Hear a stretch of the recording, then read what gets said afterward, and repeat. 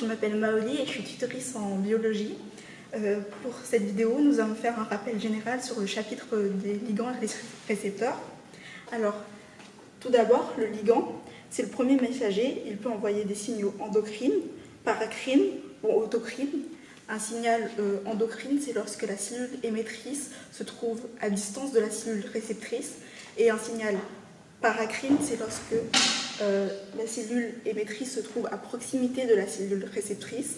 Et un cellule autocrine, c'est lorsque la cellule émettrice est la cellule réceptrice. Le signal peut être agoniste, c'est-à-dire qu'il active, et peut être antagoniste, c'est-à-dire qu'il inhibe. Deux ligands peuvent se lier sur un même et seul récepteur, soit sur un même site, donc ils seront en compétition. Ils peuvent se lier également sur deux sites différents. Dans ce cas-là, ils ne seront pas en compétition, mais ils peuvent avoir une influence l'un sur l'autre. C'est ce qu'on appelle la coopérativité positive et la coopérativité négative. L'interaction ligand-récepteur est une liaison faible qui est sensible au pH. Dans un deuxième point, il existe deux types de récepteurs. Les récepteurs membranaires avec des liants hydrophiles, des récepteurs nucléaires que l'on appelle aussi intracellulaires ou cytoplasmiques.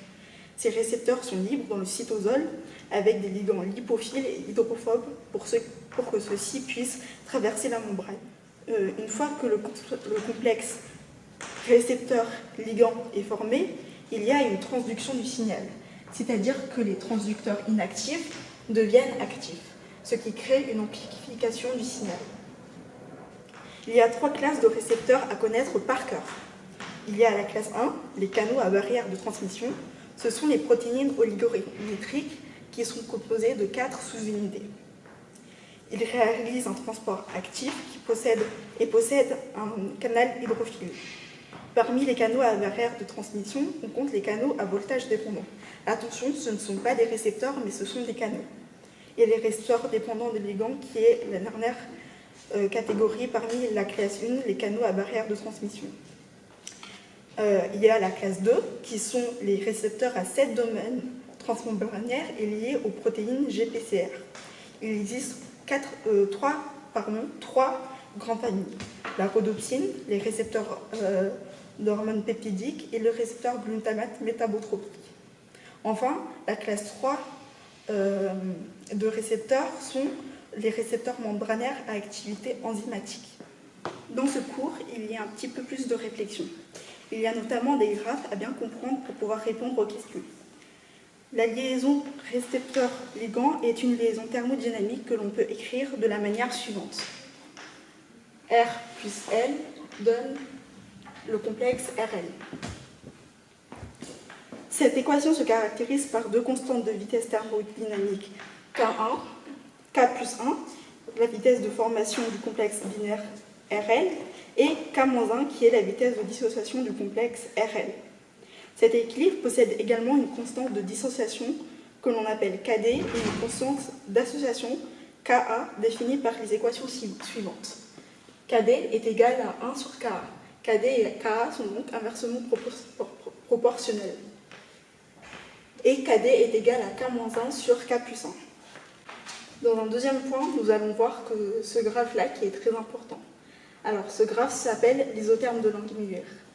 On peut voir, grâce à ce graphe, que le complexe RL a un caractère saturable, car à 4 degrés, on voit qu'il y a une saturation jusqu'à l'asymptote ici.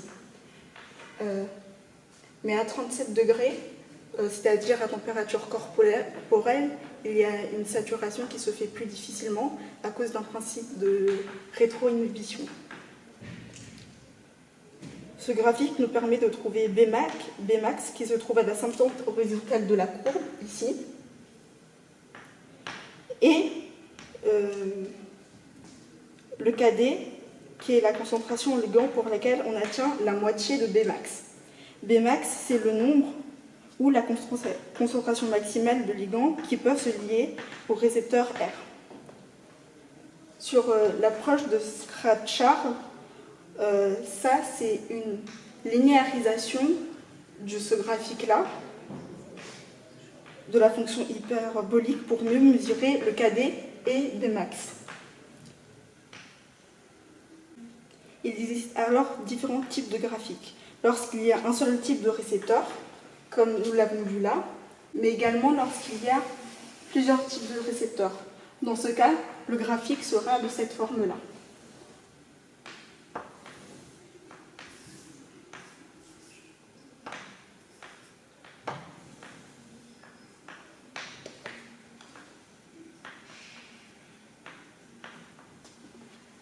On observe alors deux demi-droites qui sont en fait la réunion de deux droites. Il y a autant de demi-droites qu'il y a de types de récepteurs. En abscisse, on trouve alors Bmax et en ordonnée Bmax sur KD. Plus la pente est grande, plus l'affinité est élevée, et plus le KD est petit, plus l'affinité est élevée. Nous allons maintenant répondre à quelques questions de cours. Concernant les récepteurs, les canaux ioniques sont tous des canaux récepteurs. Je vous laisse répondre. Alors c'est faux. On a vu que dans la classe 1, les canaux à barrière de transmission, il y a les canaux voltage dépendants qui sont des canaux et non des récepteurs. À 37 degrés, les phénomènes d'internalisation de complexes ligand-récepteur perturbe l'isotherme de Langmuir. Alors c'est vrai, c'est ce qu'on a vu sur ce graphique-là. La constante de dissociation KD est inversement proportionnelle à l'infinité. C'est vrai, c'est ce qu'on a vu grâce à cette formule. L'isotherme de Langmuir forme une hyperbole à 4 degrés. C'est vrai, c'est ce qu'on a vu sur ce graphique-là. On peut facilement déterminer le KD et Bmax sur l'isotherme de Langmuir. Alors c'est faux, oui, on peut trouver le Bmax et le KD sur l'isotherme de Langmuir, mais on ne le trouve pas facilement. Il faut utiliser la représentation scratch chart pour avoir Bmax et KD facilement.